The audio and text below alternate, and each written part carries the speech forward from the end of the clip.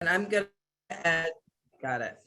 Hello, everyone. Welcome. I'm Lisa Martin with Silver Spring Town Center, and we are so excited to have this program tonight. We have puppeteer Schroeder Cherry and friends, and he's going to be presenting sculpting, design, and character development in the creation of puppets and oral traditions inspired by the African diaspora. So glad to have you, Schroeder. And so before we get started, I just had a couple of other announcements to make. As you know, we've had an array of programs celebrating Black History Month, and our last one is tomorrow on Friday, February 25th. We have a poetry gathering in celebration of Black History Month hosted by poet and SSTCI board president Brenda Bunting, who is awesome. And the poets that usually present with us are excellent as well. So I encourage you to join us tomorrow evening at 7 to 9 here on Zoom. And I will put all the Zoom login in the chat. We are recording, by the way. As soon as March gets started, we have an array of programs kicking off with Tuesday, March 1st. We have Hearing Homelessness, Voices from DC's Unhoused Community with Smithsonian curator and folklorist Jim Deutsch. And then on Tuesday, I'm actually hosting a program in celebration of Peace Corps Week. I'm a returned Peace Corps volunteer. I served in Estonia, which is actually, today is Estonian Independence Day from the Soviet Union. They're celebrating since 91. So it's 31 years of independence, and hopefully it stays that way. Anyway, we will have an array of returned Peace Corps volunteers sharing. It's a share and tell, like a Peace Corps museum share and tell, and that's on Tuesday, March 2nd. And we have Pat Wand from the Museum of the Peace Corps Experience also speaking. And then March is Women's History Month. We have our Senior Women in the Arts panel Wednesday, March 9th at 2, and that's presented as part of our Sparkle program in collaboration with Silver Spring Village. And then we have our annual Women in the Arts panel, Local Women Explore Creativity, Identity, and Resilience. And that is at the end of the month, but we have an array of other programs as well. I'll put more info in the chat for upcoming programs. I'd like to thank all of our sponsors, including Montgomery College, United Therapeutics, the Arts and Humanities of Montgomery County, Maryland State Arts, and the Arts and Humanities of Montgomery County. And I would also like to give special thanks to our sponsors of Black History Month, some of them are here with us right now. We have our sponsors of Black History Month are Global Sustainable Partnerships, the Healthcare Initiative Foundation, and the Black Physicians Healthcare Network are working together to help reach communities of color and help with the current vaccination efforts and help to combat COVID, among other health projects they share. And they're going to tell you more about it. So we have Crystal Holland from the Black Physicians Healthcare Network and Kimberly Fogg from Global Sustainable Partnerships. Kim, so good to have you here. Why don't you tell us a little more? Thank you so much, Lisa. I really appreciate you inviting Global Sustainable Partnerships and our Healthcare Initiative Foundation and our Black Physicians in Healthcare Network. This has been an amazing collaboration between partners to make sure that our Montgomery Black residents have access to healthcare. I'm gonna totally turn it over to the program director, Crystal Holland, but I just wanted to say a couple things. We have created these amazing videos and PSAs for our African-American and African diaspora that's showing people how to use their in-home test kits.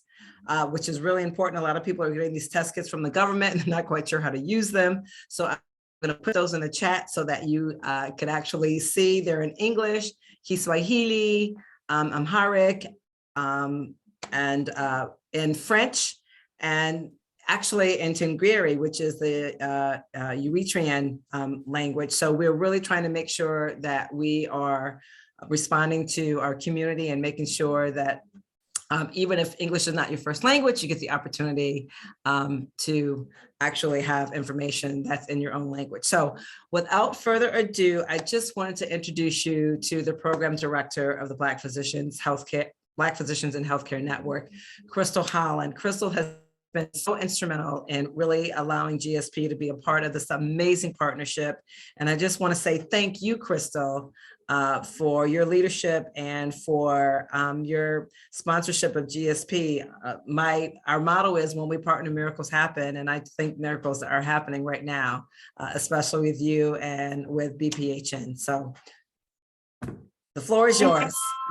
Thank you. Well, I won't be before you long because I know we're all excited to see what Schroeder has to offer us tonight. But I do want to introduce myself and just share a few moments about the Black Physicians and Healthcare Network. My name is Crystal Holland, and I work with the National Center for Children and Families as an administrator, but I am also serving as the director of the Black Physicians and Healthcare Network, which actually was formerly known as the African American Health Program's COVID Response Initiative that was funded under special appropriation from Montgomery County Council back in August of 2020, due to the increasing impact that COVID was having on the Black residents of this county. As many of you know, the Black communities in Montgomery County, like many across the United States, continue to suffer from health disparities and chronic disease and mortality, which really has placed our Black communities at more risk of COVID-related illness and death. So the comprehensive approach that we've been able to roll out not only addresses COVID, but it addresses health disparities. And some of those areas that we have taken the lead in across this county is hosting targeted COVID-19 testing and vaccination clinics within many Black churches and neighborhoods, especially in the targeted zip code areas where COVID positive rates are highest and vaccine rates are lowest. We also are helping folks navigate and get connected to essential community resources like financial support, housing supports, transportation, et cetera. We are partnering right now with 11 community organizations, one of which is Global Sustainable Partnerships. And the community organizations that we partner with help to provide and spread the word about COVID and COVID vaccine hesitancy, and helping make sure people are educated about COVID, but also about other health related issues that impact the Black community while promoting the services that we offer in the BPHN.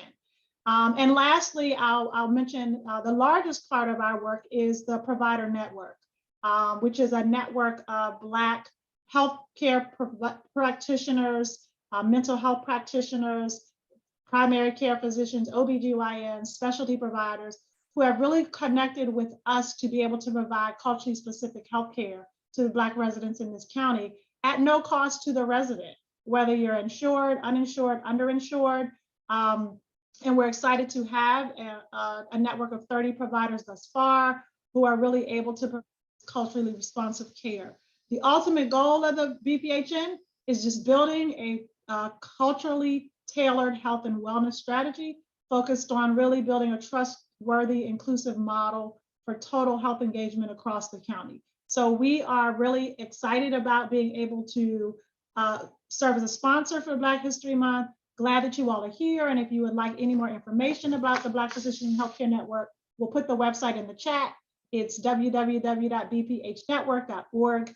Thanks again for your time. Great. Thank you so much, ladies. Thank you. I put the website in the chat. So thank you, everybody. Really appreciate it. Okay, great. I may have accidentally clicked on something. Okay. I'm just changing here. I'm now going to introduce our presenter, Schroeder Cherry, a native of Washington, D.C. Schroeder Cherry is an award-winning Baltimore-based artist and puppeteer. He played with puppets as a kid. In college, he tried puppetry to see how he would respond to his childhood interest. He apprenticed to a puppet master in Chicago while in college, then joined a troupe before setting out on his own. He earned a bachelor's degree in painting and puppetry from the University of Michigan, a master's degree in, oh, right, you're from Michigan. I am. I'm a U of M family. Hey. Yay. A master's degree in museum education from George Washington University and a doctorate in museum education from Columbia University. Dr. Cherry has performed original shows with puppets in museums, libraries, and cultural centers for adults and children across the U.S. Performances include Can You Spell Harlem, The Land of Primary Color, Underground Railroad, Not a Subway, Tuskegee Airmen, How the Sun Came to the Sky, and the Civil Rights Children's Crusade. Take it away, Schroeder Cherry. All right, thank you. Thank you for that great introduction. What I'd like to do is to talk about my trajectory as a puppeteer and a puppet artist, and actually review what you've just heard, what Lisa has introduced you to. So give me a minute to share the screen.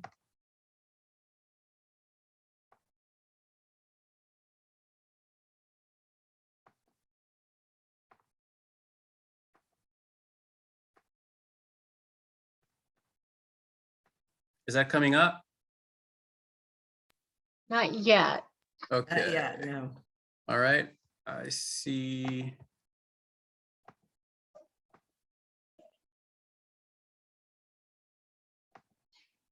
You click share screen and then on the image of the PowerPoint.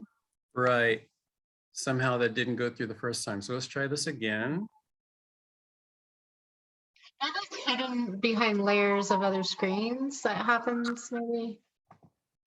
Yeah, and I just, okay, guys, bear with me for a second because I think the PowerPoint just disappeared. We had this all set up prior to.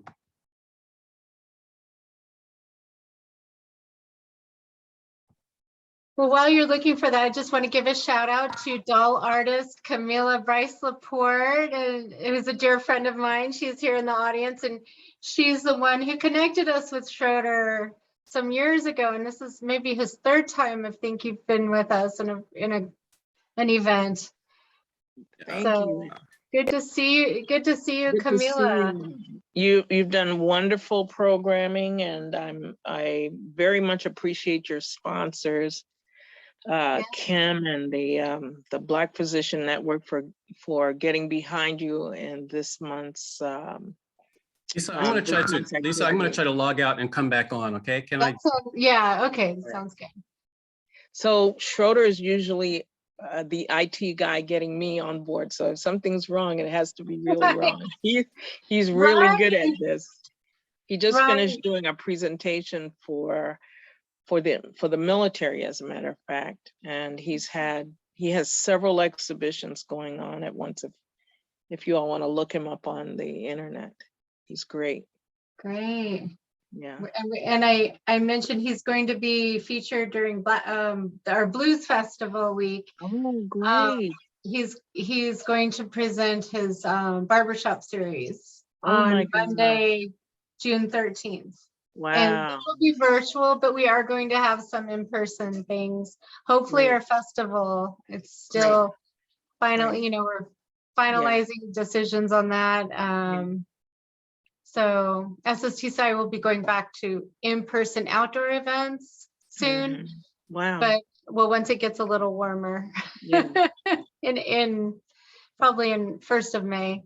And let's see, he is back with us. And then we of course we have ongoing programming with Camila spearheading a lot of different projects. So we'll be inviting Camilla back. She's well connected to so many talented folks throughout the community. So we'll be inviting you back for another interesting program, Camilla. Well, Lisa, I mean, you have really put your folk life training to work during the pandemic. We could have never have predicted a pandemic. Right. And your outreach has meant a lot to a lot of people. So good job. Thank job. you. Yes, Thank you. excellent. Excellent. I'm just looking for Schroeder. Thank you so much. I may have clicked an immersive. Okay, I'm back. Okay, you're back. And Let we're me gonna try just- this again. Thank you, Camilla. I have And to be allowed, you have to allow there me you are. to Now share you're screen. showing. Okay, and I gotta And allow me just to share screen. find you here. Make co-host to share screen. There we go. Okay, guys, let's do this again. I'm glad to see all your friends behind you being so patient. Yeah. Well, But they're eager to get the party started. they are. Now, for some reason, I am sharing the screen, but it doesn't, it says action failed. Oh gosh. Okay. Why don't you email? You Want send me to it. see if I can try it? Am I co-host? Yeah, you're a co-host, Okay. but he would have to send it to or put it in the chat maybe, or just email it to or message it to one of us.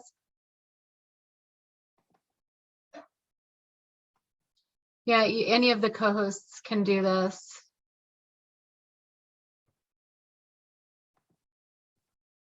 All right, so Yeah, just email it to Lisa then. That'll probably be best. My Gmail is the quicker one to reach me.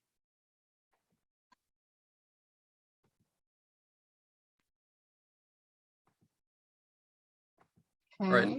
Okay. Your Gmail is, give that to me, Lisa. Okay. But when I was, it just wasn't the cool thing to do. But when I got to college, I picked up again on the puppetry. I had an amazing instructor, Martin Purrier, who's a sculptor. And at the time he was working on these very elaborate kites. I asked him, why are you doing kites? And he said, well, that was something that interested me as a child. And I said, well, that's a cool idea. What interested me as a child? Puppets. So I tried puppets as a college student adult and realized that I still liked puppets. So one thing led to another. I was introduced to a puppet artist in Chicago. So I studied with him in the summer and learned some of his techniques. And after graduating from University of Michigan, I went back to Chicago and joined the troupe. And this is a shot of Blackstreet USA, a puppet troupe in Chicago. I stayed with them for about a year and then came back to DC to get a master's degree in museum education.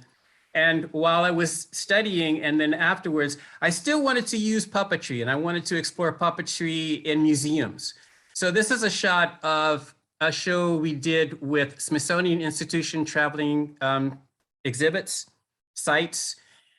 They had a show of 360 sheet music covers. That was their exhibit. And they thought, well, we need to give this some animation. What could we do? We came up with the idea of a puppet. And this puppet is Ragtime Richaud. His backstory is that he knew a lot of the jazz musicians back in the day, and he could talk about each of them in their groups in the that were included in the sheet music covers. So we walked through the galleries with Ragtime Richaud as he gave information about that. Later, I was working at the Anacostia Museum in Washington and still wanting to use puppetry in the museum setting. Tried a bunraku style, whereas I'm visible, I'm fully visible, but this puppet is a big puppet, is a full body puppet. I'm just behind him. He was Akil and he shared, he was a tour guide. Basically, he talked about the exhibits that were up at the time and he also told African-based stories. I had a chance to play around and work with youth. And this is the Harlem, not Harlem, sorry, the Anacostia Museum puppet troupe. These young kids, they must be in their 50s now, because I'd like to know where they are. If anybody knows, give me a heads up. So that was like in the 70s? That was in the 70s, 78. Wow. Yeah. And you welcome comments and questions as we go along, you mentioned? Yes, please do. If you have any comments during this commentary, just chime in and I'll respond as we go through. In the 80s, I was interested in knowing more about African puppetry, and that's when I made my first trip to West Africa. So my strategy was to go into a major city, find a decent hotel, I could park my bags, and then I would travel around the region and look for objects. There were not a lot of people who were looking for puppets at that time, so I didn't have a lot of competition. That was pretty good. I traveled to Senegal, Mali, Ghana. I was in Nigeria, but I had the most success with puppets in Mali and in Senegal. This is a female water spirit from Mali. She's made out of wood, and her clothing is fabric. This puppet is a ram's head. I got him in Senegal. The head is sculpted out of wood, and the lamb's wool is fashioned from cowrie shells.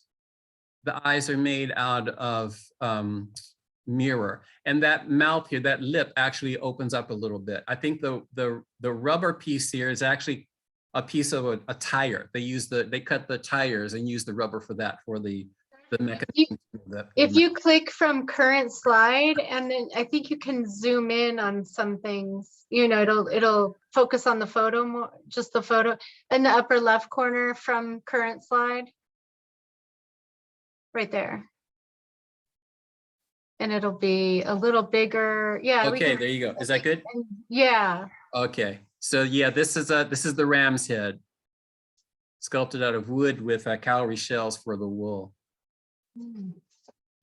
This puppet is something that inspired me and let me know that it's wide open. What you can do with puppetry is really beyond what I had experienced before. This is a character who's fully clothed. So the puppeteer is under the fabric, but the puppet is above his head.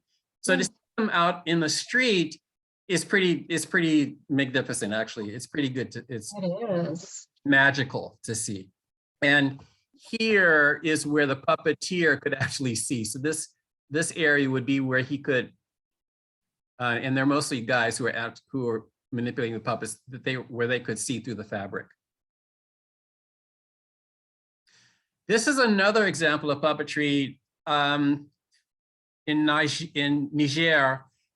If you look here, you see the guys are in a canoe, but this structure is actually the puppet stage. This is wood, that's raffia. The puppeteers would be under here, under raffia, and the puppets would appear in the back of this antelope-like figure. And that's how that particular troupe would perform. They were in the river. The audience is standing on the river. Now, daytime shows are one thing, but it's really magical to see these performances at night, because you would have to have torches. They don't have street lights on the river right there. So they would have torches, and the puppeteers would disappear. You wouldn't be able to see them, but you could see the performances on the boats on the river. This is an example of a puppet I found in Mali. It's a gazelle made out of wood. It's a gazelle head.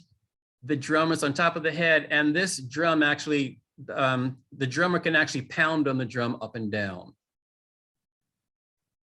I brought them home and decided I would start using them in my own shows. At that time I was in New York, and this is then Mayor Edward Koch, who got in on the Puppetry Act. And these puppets this is a rod puppet. Koch is handling a hand puppet. So his hand is in the puppet's head, and you can see the manipulation of the hands with the rods. I wasn't comfortable enough giving him a rod puppet. He just didn't have that facility. So I gave him a hand puppet. That's another shot with the gazelle. I was inspired by the African puppetry and African sculpture. So this is a puppet that I made for a story called Land of Primary Color. One of the characters is a bird, and she is made out of raffia. The body and the wings are made out of raffia. The head is constructed out of a wood putty, and I'll talk about that a little later. We'll talk about the process.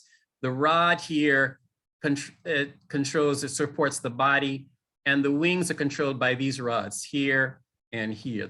The rods will be connected here in the wing. During COVID, people were shut down initially, isolated. I had a great time in the studio. This was the first puppet that I produced during COVID. This is Cordell. Cordell is made out of plastic wood. His head and hands are plastic wood. The body is soft sculpture, much like a doll sculpture. The eyes and the mouth open and close. In that process, I'm casting. So this is an example of the casting over the puppet's head. This is the material that I use. It's a wood putty. It's the same putty that carpenters use in their woodworking. And here we have the plaster. This is one half of the hand mold. I wanted to show what that looked like.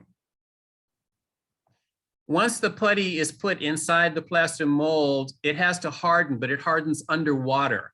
So I put the cast molds in water for about 12 hours to let it dry, to let it cure. When it comes out, well, this is a little cleaned up, but it comes out and looks like this. This head is actually in 3 parts. So this is one part, that is one part, and the back of the head is the 3rd part. So it's already assembled.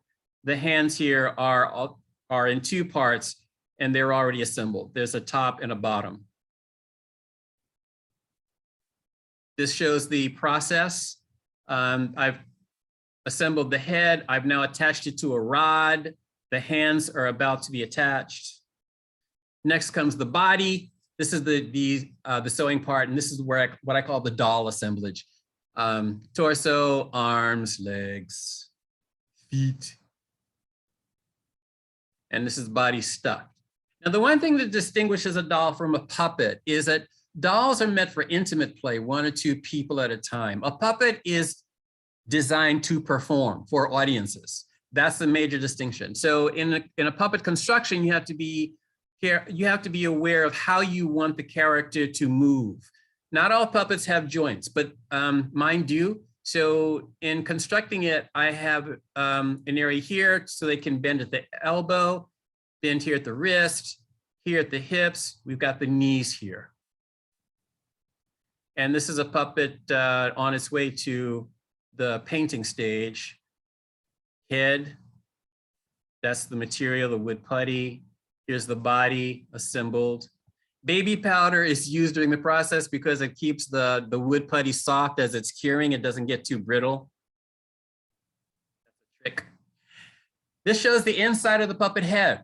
As I said earlier, my eyes and mouths are articulated. So here are the eyes. These are 2 ping pong balls that have been smashed up to fit inside the head. There's a rod that goes through the middle for control.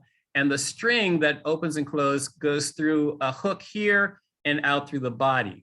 For the mouth, there's a rod here that goes east and west through the jaw, a spring, and another contraption with a spring to pull the mouth. So that's the inside of the puppet head. That's the magic part, the mechanism. This is another puppet who was born during COVID. This is Darkhan Lovely. She insists on being called Darkhan. So whenever she introduces herself, she's called Darkhan, but everybody else calls her Darkhan. Miss Lily is another puppet. She's an older puppet. She was designed to address adult audiences. I was working in a museum. I was working at the Baltimore Museum of Art, and I wanted to establish a place where adults could just play, just be free enough to play in the galleries. So Miss Lily was developed as a character. Her background is she is wealthy. Her money comes from a line of cookies by Lil, and she also writes trashy romance novels. But she does not do well with children. She does not like children. She doesn't do well with children. So whenever we introduced her in the galleries, we made it very clear, Miss Lily is an adult performance. This is Maya Opinion. Her background is she's from Dewdrop in Arkansas. She had to leave because she was so opinionated. She's got a newspaper because she is a journalist, and she ended up in St. Louis. She has an opinion about everything. It's just that people don't stand around to hear what her opinions are. And she also appears with a martini glass that's about half as big as she is. Schroeder, I'm sorry, can I ask you a quick question? Yes. Sorry, and thanks for doing this tonight. What's your process of designing characters? How do you come up with their personalities? It's intuitive. Sometimes I have a character that needs to be developed because I'm working on a particular story. Sometimes I run into a person and I think, oh, that person is a puppet character, and it just transforms that way. So it's intuitive. This is Curtis Entrepreneur, and that's a good question because although the puppets have a background story, they also audition for different roles. So for example, Curtis Entrepreneur is a pretty cool guy, and he sings on his off times. He sings, he covers songs by Lou Rawls. He does those kind of songs, but he also plays the slave catcher in the story Underground Railroad, Not a Subway. He's the lightest skinned puppet I have. I don't have any white puppets, so I needed someone to play the slave catcher, and he plays that role. We performed in schools and libraries and cultural centers across the country. This is before COVID, where the kids could actually meet in an auditorium without a mask. We've also performed at historic sites, and this is a cabin that's located in Maryland. This is the Oakley Cabin in Olney, Maryland. The puppet I have here is Mr. Zeke, and he is the narrator. So when I developed Mr. Zeke's character, I knew I needed an older guy who was going to tell the story of this boy who ran away from slavery. The story itself, Underground Railroad, Not a Subway, was inspired by a conversation I had with some high school students in New York. I was talking to them about slavery, and I said, well, do you guys know what the Underground Railroad was? And this one boy looked at me and he was very disdainful. He said, yeah, man, everybody knows the subway was the underground subway was what helped Black people get to freedom. It was a subway. And I thought, okay, we got some work to do here. But I understood in his mind, he knew that slavery was a little more than 100 years ago, and the subway in New York was a little more than 100 years old. So he just kind of put that together. So that was the impetus for Underground Railroad, Not a Subway. This is another shot of that show that was done at the cabin. I'm setting up the stage here. And this was the audience for that day. It was a fall day. It was a pretty good crowd, but really receptive. And this is Curtis as the slave catcher. So he's no longer the cool guy doing Lou Rawls at this point. He's now a slave catcher. This is the narrator for that story. And another character, this is a free Black woman. She's somebody who helps the main character escape a plantation. This is actually a doll. She was made as a doll. She was made by a doll maker in Baltimore, Andrea Lewis. And I just snatched her and she became a puppet.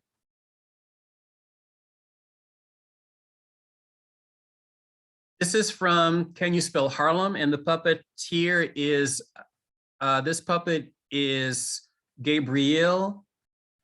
He is a DJ and a father of a son who gets caught rapping in school and later ends up by end of the story doing a rap about characters in the Harlem Renaissance. The puppets I do tend to be, the stories tend to be educational if they're not fanciful. So in this particular shot, we're working with Tuskegee Airmen at the National Air and Space Museum, Smithsonian Institution. And the character that played this role was Tevin. Tevin was designed to speak with younger children. He's kind of a loopy character, but he works really well with kids. And in this particular show, we talked about Tuskegee, the letter T. Tevin has a bunch of things in his sack that he tells the kids can fly. So he pulls out of his sack a gorilla and he says a gorilla can fly. And the kids say, oh, no, no, no, a gorilla can't fly. So he puts the gorilla back. He pulls out a boat and says, oh, yeah, a boat can fly, it can sail through the air. No, no, no, a boat can't fly. Finally, he pulls out a bird and we talk about birds and how they fly. We talk about their wings. And then he pulls out an airplane and he talks about airplanes and their wings and how they fly through the sky. And we're in the National Air and Space Museum. So we're actually surrounded by planes that are mounted on the ceiling. So after Tevin does his pull out from the sack, we walk through the galleries and talk about planes and Tuskegee Airmen. Here's Tevin with 2 actual Tuskegee Airmen. Ms. Lilly had the opportunity to do a tour at the National Museum of African American History and Culture on the Mall. That was pretty moving. They wanted to highlight 6 objects from their collection. And this particular object is a shawl that was given to Harriet Tubman by the Queen of England. We talk about the background of that shawl and how Harriet Tubman ended up having it. In this shot, she's talking about a Bible owned by Nat Turner. As I mentioned earlier, Ms. Lilly doesn't deal with children. So when she's doing these tours, she's talking to adults. And she's giving basically museum educator tour information in the galleries. This puppet is DeAndre, and DeAndre has actually gotten quite a bit of work. He's been the narrator for a few stories. A recent story is the Civil Rights Children's Crusade. And in that story, he narrates the story, and he also manipulates the other puppets. So if you look here, you can see this is a crowd of children from the Children's Crusade. This illustrates firemen, and they're blowing their hoses, which blow the children away. We've got the attack dogs, and we've got policemen here with batons.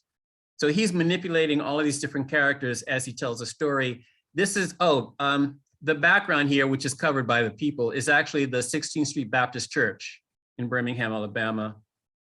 This is inside the church, and this shot shows the scene of adults who are meeting and trying to decide how they're going to move forward with protesting. And this young guy who works with the youth introduces the idea of training young people to protest nonviolently and to fill up the jails, and that would get people's attention. Not everybody was in agreement with that, however, but they ended up teaching these kids how to march nonviolently, and that's what led to the scenes that we saw on television with the hoses and the dogs and the police. So that's historical. This story is more fanciful, and it's called How the Sun Came to the Sky. It's an original story that I wrote. It takes place in a place called the Land of Dark, where every color is dark, dark blues, dark greens, dark reds, dark yellows. It's a very beautiful place, and everybody has a star. Somehow the stars disappear. There's a mystery as to how the stars disappear, and then something happens. The sun becomes a part of the land, which is a brand new thing for them. I won't give the whole thing away, just in case you get a chance to see the story. But again, DeAndre is manipulating the sun. He's manipulating the other characters. Pardon me, I have a question. Yes. Pardon me, sir. Do you do all of the voices? Every puppet has a different voice? They have a different voice. I do all the voices, yeah. Ah, okay. Thank you very much. Yeah. DeAndre kind of talks like this when he's doing a story. He's talking about little kids, you know, I know like little kids in the civil rights story, so I'm going to tell you what happened. That's DeAndre. Cordell's voice is, so those voices change. This is Smooth Earl, and his voice it's in contrast to Cordell, because Cordell usually introduces something. He'll say, "Hi, I'm Cordell. Today we're going to talk about," and Smooth Earl always interrupts him. "Hey, Cordell, we going to talk about Black History Month? We got to talk about Black History Month, because it's Black History Month. You know, it's all of February, man." That's Smooth Earl's voice. This is Juanita. She's a new puppet. She was born during COVID as well, and her voice is developing. Her voice is, "Hello, my darlings, this is Juanita, and we're going to talk about Valentine's Day." That's Juanita. This is Juanita, side view. I just wanted somebody who was just kind of elegant, and she's turning out to be elegant and bluesy. This is Cordell.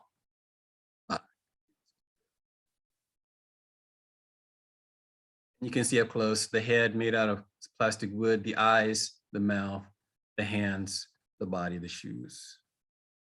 Can you tell us how Cordell sounds again? Because it kind of cut out. Oh, I was just talking about Cordell's head and eyes being manipulative. They can open and close. The mouth opens and closes. The hands are also made out of plastic wood. And did you do his voice? Cordell. My name is Cordell. Yeah. You. That's good. That's Cordell. Okay. This is Dallas Dan. Dallas Dan was inspired by a black rodeo that I attended in Texas. And I thought, I need a black cowboy. I just want a black cowboy. So I went out and found some shoes in Texas. These are boots, real boots, as part of his character. He also plays a guitar. This is a recent puppet who was inspired by a conversation I had with Camilla Price Laporte. We were talking about Black farmers. And on my mom's side of the family, my grandmother grew up in Spotsylvania, Virginia, and there is a community of cooks. Their last name is Cook. So this is Farmer John Cook. Here's a group shot of some puppets that were developed over time. And in this shot, they're addressing the need to wear masks during COVID. During COVID, I started doing shorts with the puppets, like 60 to 90 seconds long, and they would cover different issues like how to wear a mask, not to drink disinfectant to cure COVID, the importance of being distant during COVID, how to be safe. So we did a lot of shorts. All of these puppets are puppets that I made with the exception of this one. He is actually a Brazilian puppet from Mamulengo. And a friend of mine found him in New York in a thrift store and said, this puppet belongs to Schroeder, he needs to have it. So I'm very grateful to have those kinds of friends. There's currently an exhibit going on at Stevenson University in Baltimore, and I invite all of you to go by. It'll be up until July 31st. We have 2 receptions, one March 5th, which is next week, and from noon to 4. Please come on by, you can see that. In that show, there will be some puppets. They're on view here. This shot here is actually a bunch of sketches that I did of people mask on, mask off. But this is a close-up of some of the puppets. This is a new puppet, Chef, Chef with a hard CH.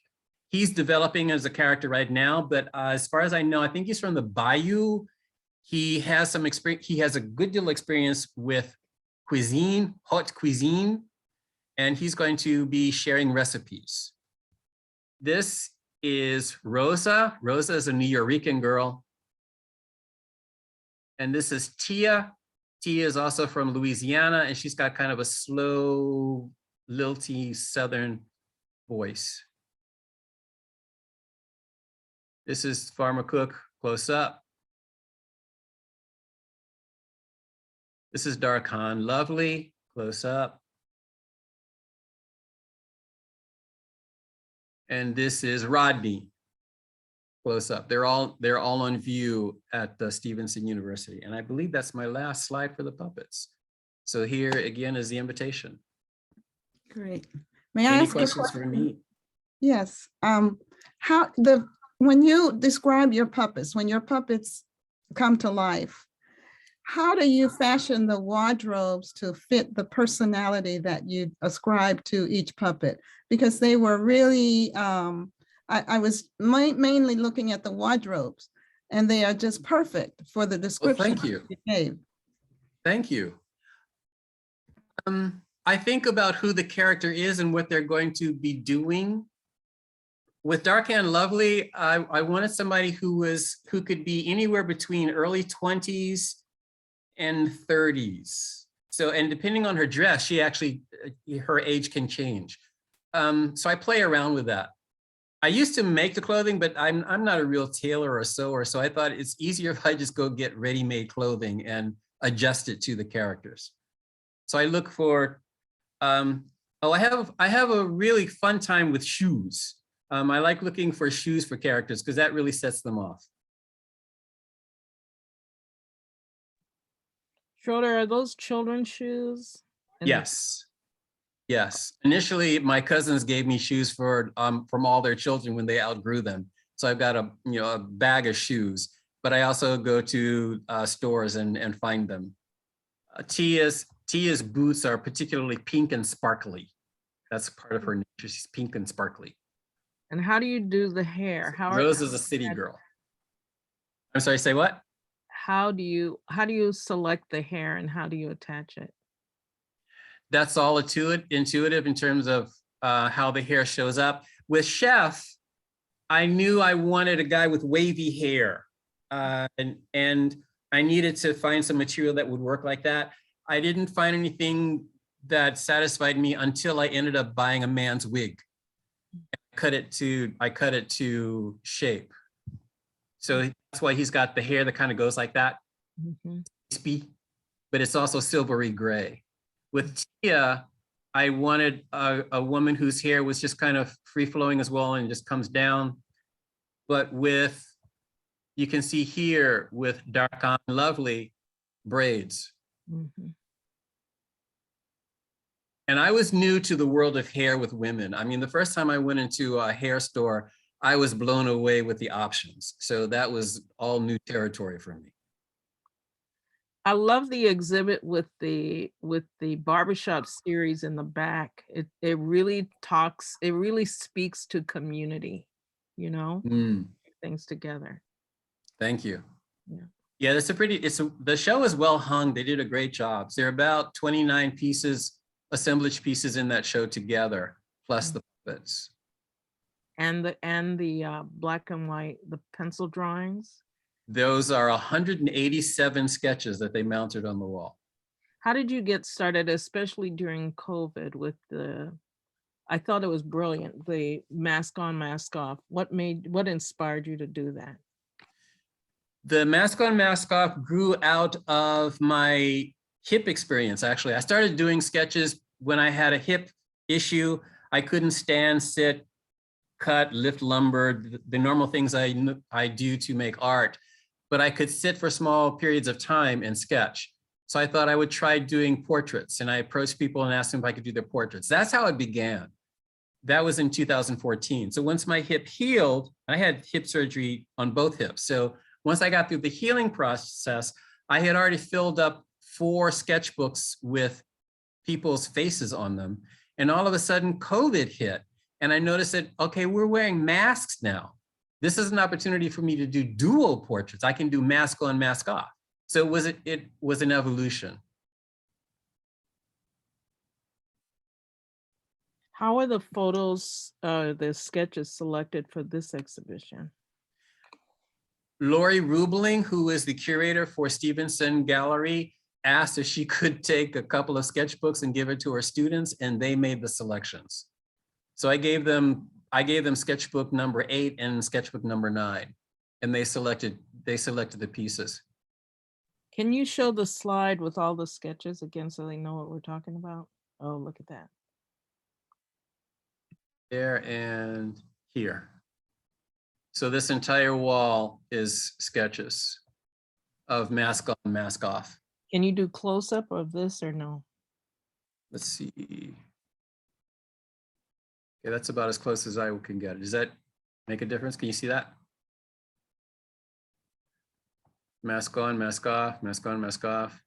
So I had no control of their selection or their placement.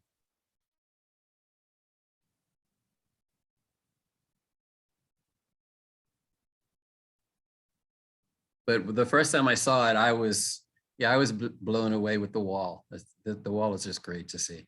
Mm-hmm. How long would each of these sketches take? Approximately, that's a good question. I started timing myself.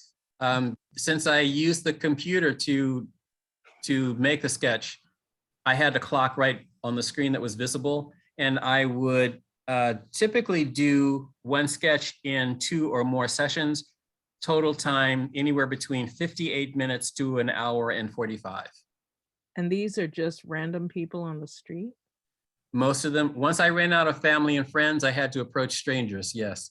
So you're not using charcoal, you're using a computer? This is well, the sketch itself is a number 2 pencil on paper in a sketchbook, but I'm looking at the image that I took. I take a photograph with my camera, and I project a photograph on the computer. sketch from that. So I'm sketching from a photograph that's projected on the screen. You put the invitation back up? I couldn't find it on the Yes. website. Thanks. Okay. And do we need to RSVP Sorry. to go to the opening next week?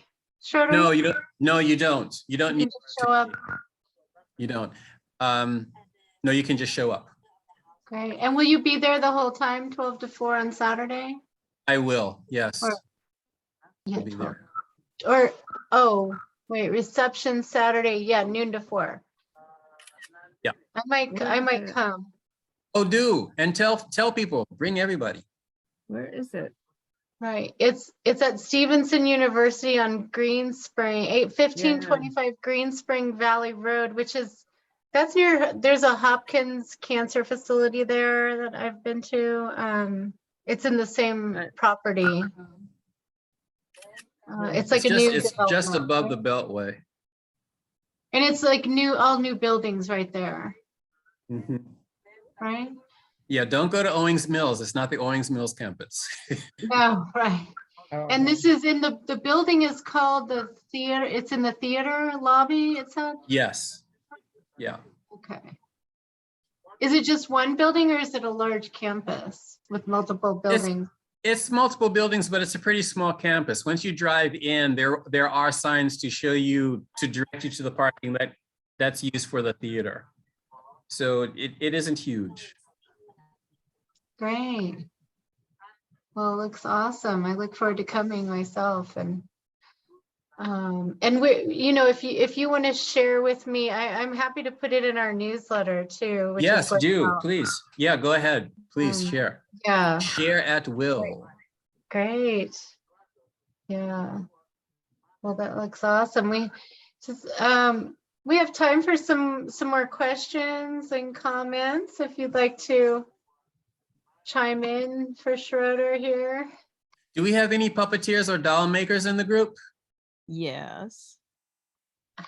Bernie. Yes, I saw one doll maker here. Hello, Schroeder. It's Bernie. Bernie. Hi, Yes. Bonnie. I think this is absolutely fabulous. I'm awestruck. Thank you. Thank you. Deborah Mack is asking about your social media account. I'm on Facebook and on Instagram. And whenever the puppets do a short, they are posted on both of those services, Instagram and Facebook. And I know we're talking about the puppets, but can you speak a little bit about the barbershop and the keys series, the paintings that you've done? I love that. Okay, the barbershop series, and I'm trying to get out of this. Yeah, if you stop screen share, then it'll just show our videos. Yeah. All right. Out of that.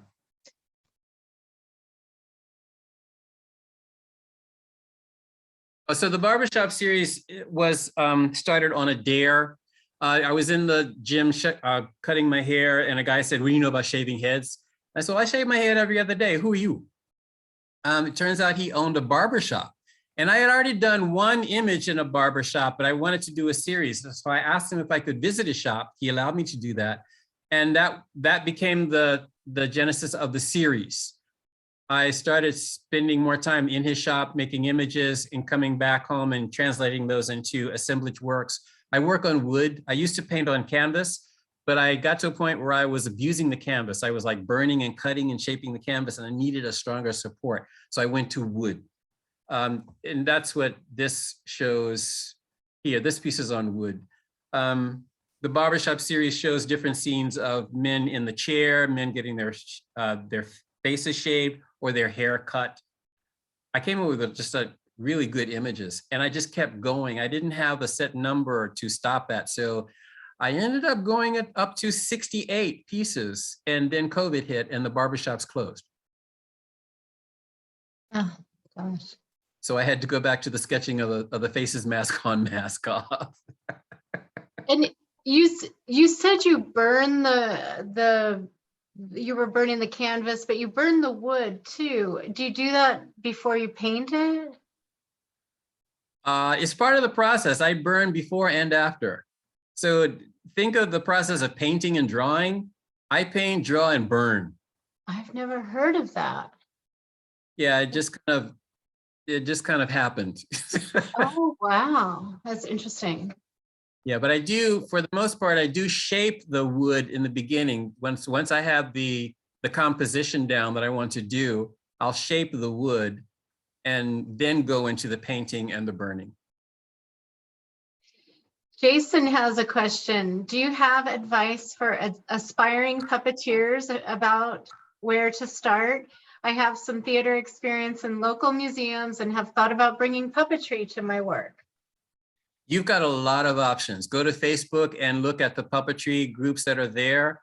In our region, are you in the DMV? Jason? Sorry, I have to take off a mute. Yeah, I actually do a lot of work with natural history. Okay, there's a group in the DMV called the National Capital Puppetry Guild. Okay. Join us. We'll help you out. We'll keep you inspired. We'll help make connections with you, and it's a good exchange. National Puppetry Guild. You can Google us. I'll check you out. This was a great talk. Thank you so much. Thank you for joining. And Barbara, who is my mom, says, thank you, Schroeder, for sharing your amazing talent and all your awesome puppets. My pleasure. Enjoyed it. She's in San Diego. Ah, okay. There are a lot of puppets out in California. Yeah. Yeah. You know, I think having grown up in San Diego, I think you're right. I remember seeing a lot of puppets growing up, and then when I moved here, but then I thought maybe because I'm not around kids so much, I'm like Miss what's her name? What's her name? The one that prefers grown adults. My opinion, or Miss Lil? Miss Lil, yeah. Yeah, and in California, you had Bob Baker. He's pretty big. His company continues. You also have Gary Jones, who's working out there. And they got a lot of puppets who do television work in California. Right. Karen Brown is here, and I know her from, she works with the Smithsonian. I've known her for many years. Karen, do you want to ask your question or make your comment? It's nice to hear other people's voices instead of my own. Oh, that's okay. Hi, everyone. I love your work. I've loved it for a long time. And I do residencies in schools, and one of my classes is first graders. And in my attempt to encourage young girls to be thinking about science, we decided to make puppets and their self-portraits as scientists. And they've each picked an insect or an animal, and they've learned what field work is. And the puppets are very simple, but they are really into it. So thank you. I'll share your work with them so that they know that you can be a puppeteer as an adult also. And I would also suggest that you look at the National Capital Puppetry Guild as well, because we have a committee that we have a kids club. Oh. I think their next meeting is going to be March 19. And we do have a member from Texas who did a series of shows based on insects, because she's a scientist in her background, but she's also an educator. And she used puppetry to teach kids about insects. There's another woman in Atlanta, Paulette Richards, who is very big on introducing young ladies to puppetry and animatronics.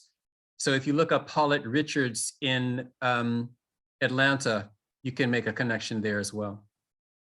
Wonderful connections. Thank you. I'll look up all of those. Thank you. Good luck. Have fun. Oh, yes, it is. It's hard to teach. I'm laughing so hard sometimes. They are very concerned about the clothing that their scientists were going to wear. If they were long sleeved or short sleeved, or long pants or short pants in the jungle. And, you know, it's wild. Anyway. Those are good lessons in themselves. When you talk about quality and fashion design.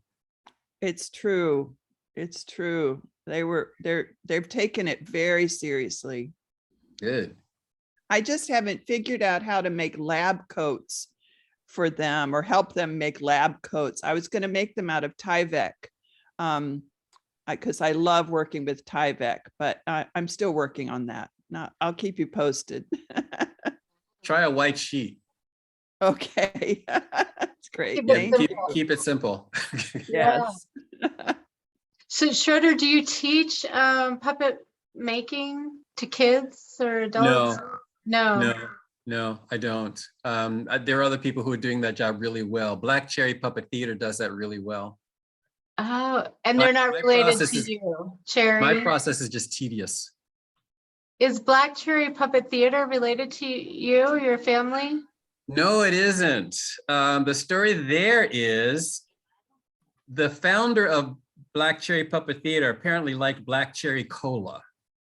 Oh. So they use that name. So when I moved to town, to Baltimore, there was a little bit of a confusion. But Michael Lamison is the director there. We worked together. But yeah, it's a different entity. Tell us a little more about your process of character development. What do you want to know specifically? So are you usually inspired by a particular, you said you might meet a person and then you think they've got to be a puppet. Is that based on their personality in general and the appearance and the voice, or does it kind of piece together maybe? It's more of a collage process. I'll pick something from here, something from there. I will not admit this on camera, but I may or may not have been inspired by a family member who has a particular quirk, and that might end up in a. I'm not saying I do. I'm just saying I may have or I may not. Just as an example, might have picked an attribute and then let that be a part of a puppet's character. So when you have all your family gathered at reunions and stuff, do they debate over whether or not they've been replicated? That has happened, yes. The puppets do perform at Kwanzaa. Might be clear that I don't do birthday parties. I don't do that, but I do a Kwanzaa event for the family, and that's my gift to the family. The puppets will show up and typically they do songs or they'll do a short story. But every once in a while, a cousin or an aunt will say, I know who that is. That's great. Terry, did you have a question or comment? Yeah, I was just going to ask, do you know, for a long time, there was a guy with a patch at the Glen Echo. It was the puppet show. And I think he retired. Do you know if they're still doing that? So our kids loved that. I loved it. I don't know who that is, but I bet one of the members of the National Capital Puppetry Guild knows who you're talking about. Yeah. Echo is a part of our group. So it's a national. I can answer that. That's Christopher. Thank you. Christopher and Mayfield Piper. And with their partner, Alan, they all just retired, which we never expected them to do, but the theater is still ongoing. So thank you. The theater's still open. And Schroeder, I have to leave, but thank you. This was lovely. Thank you for joining us. I didn't know that much about your history. So, bye everybody. Jill with Beale Street Puppets. Bye. Thank you for coming, Jill, with Beale Street Puppets. Sorry, I have to leave. Okay, thanks for joining us. Beale Street Puppets, I think, is in Baltimore. Right, I'm in Baltimore. Yes. Great. Now, if I can just figure out how to turn off the, okay, well, no. Leave. Yeah. Yes, I'm trying to leave. Oh, there we go. Sorry. We have time for another question or two if somebody has. Oh, I just saw someone raising the hand, but I was scrolling through. Go ahead and just chime in. You don't have to raise your hand. William says, thanks for an inspiring presentation. Awesome. Great. And there were other comments too, but I couldn't keep up with them. So just scrolling through. Well, great. Well, what are you currently working on, Schroeder? I'm currently working on getting the puppets to do something on video. So I'm talking to people about videoing. What I've done so far has been a one-person operation. So I set up a camera and the puppets do a snippet for 60 seconds or 90 seconds. Lately, we've been doing Happy Birthday for the Zodiac. So every month we'll do another Zodiac thing. I'm not quite sure how they're going to address what's going on in Ukraine at the moment, but I get inspiration from current events. Oh, great. Have you done any puppets of political characters or? No, I have not. I have not done political characters. No. You usually do like common people? Yes. Just, yeah, right. Great. Well, Gloria has a question here. Well, Gloria doesn't really have a question. I just wanted to let Schroeder know, I hope I pronounced it correctly, but I'm just listening, and this gave me so many thoughts and ideas. I chair the Montgomery County Veterans Affairs Committee. I'm a neuropsychiatric nurse, veteran neuropsychiatric nurse, and I'm always looking for various things to do with veterans, particularly those still having problems with trauma, various phases of trauma. And some of them, I've got them interested in quilting. We have a listening focus group. And I was just thinking that somehow getting them interested in puppetry might be something to think about, because it's really given me an idea. I haven't formulated what I want to do with that yet, but I'm always looking for something that's calming for them, that may not trigger That may not trigger anything, right? Yeah. Yes. Certainly not triggering anything that could be detrimental. Right. And so I have to say, I have an experience of working with a friend. This is years ago. He's a psychiatrist. He was working with a group of young kids. I didn't quite know how to handle that arena. The puppets came in, they introduced themselves, and at first the kids were just really derogatory to them. And then finally, one of the puppets came out and simply addressed the kids and said, I don't know how to approach you because you're making me scared. That changed the whole dynamic of the conversation. And one of the songs that the puppet did apparently hit a child emotionally. And the child said, I just lost my mother. I didn't know what to do with that, but fortunately, my psychiatrist friend just kind of took it and ran with it. But it pointed out to me the power that the puppets can have in terms of bringing out emotions and memories for people. Once they allow themselves to engage with the puppet, you can just do wonderful things with that. Right. Aren't puppets used when children are interviewed for abuse cases in the courts? I mean, I feel like I've seen that in films or something where they'll give the child a doll, and dolls are kind of, no, dolls and puppets are actually related. Yeah, but they're different. Once you use a doll, once you can use a doll, once you give it a personality to talk, then it becomes a puppet. You're transferring. That can happen. The person who's operating the doll or the puppet has got to have that science background to pull it off. Well, Brown versus Board of Education was based on the dolls. Yeah, that was doll preference, right? Yeah. Well, actually, they said that the dolls, the white dolls, were better and whatever, prettier or whatever. Yeah, but I know dolls and puppets but puppets, because they give the patient or the victim a chance to give their voice through something else, so it's maybe a little less, it's kind of a detached way of sharing their feelings, I guess. So and I can tell you that works with adults as well. That also works with adults. Yes. And Dana Shaw, an old friend of mine here, your work is marvelous. Thank you so much. William Bird says puppets are used with children in play therapy. Great. Yeah. Oh, great. Oh, this has been fantastic, Schroeder.